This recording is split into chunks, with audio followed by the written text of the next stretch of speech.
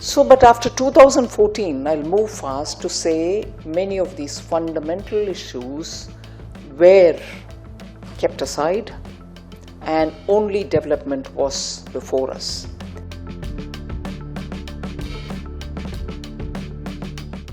In 2000, with a fundamental shift, economic development, physical connectivity and digital infrastructure moved to the very top of national agenda under Prime Minister Garibi Hatao.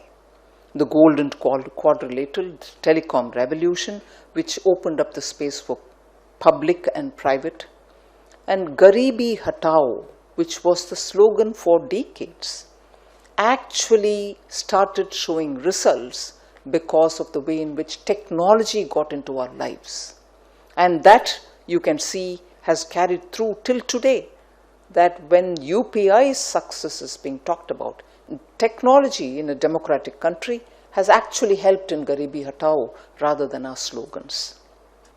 The decades which followed after that, or at least one decade which followed after 2000, inherited that momentum for a time, and it rode on it. Growth in the early years of 2004 and 2009 were on the dividend from the strong economics of NDA earlier. However, when the global financial crisis set in 2008, the age-old savings behavior of Indian households helped us to stand up and meet the challenge, and together with the conservatively regulated banking system gave us the resilience.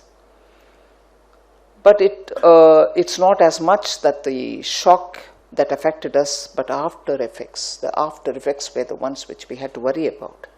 Over the next few years, the fiscal deficit widened, subsidies grew faster than capital spending, and inflation ran close to double digit for years. So the habits of coalition survival that I described earlier, for not allowing the tenure of the government to execute in all its seriousness, had returned. Phone banking and the twin balance sheet problem became the order of the day. So terrorist attacks and red corridor, all problems added to the economy's baggage. So a decade which began with promise was lost to statism again.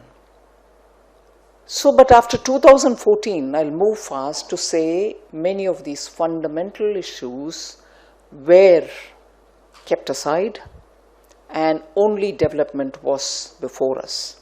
Financial inclusion became top priority. The JAM Trinity showed its results. Inflation targeting framework was formalized with the Monetary Policy Committee, which gave a clear objective of maintaining price stability while keeping sustained economic growth in mind.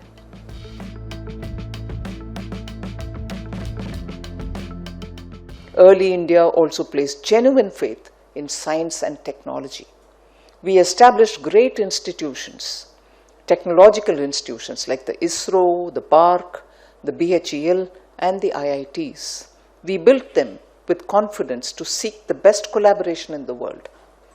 German assistance for IIT Madras, Russian support for IIT Bombay, American collaboration at IIT Kanpur, and IIT Delhi, I think it was a British collaboration. So iconic irrigation and power projects were also undertaken at that time to empower agriculture.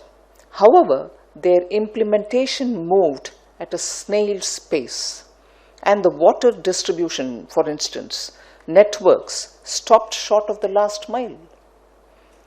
It would be amiss on my part if I don't mention Pokhran, the smiling Buddha, which also happened in the middle of 1970s.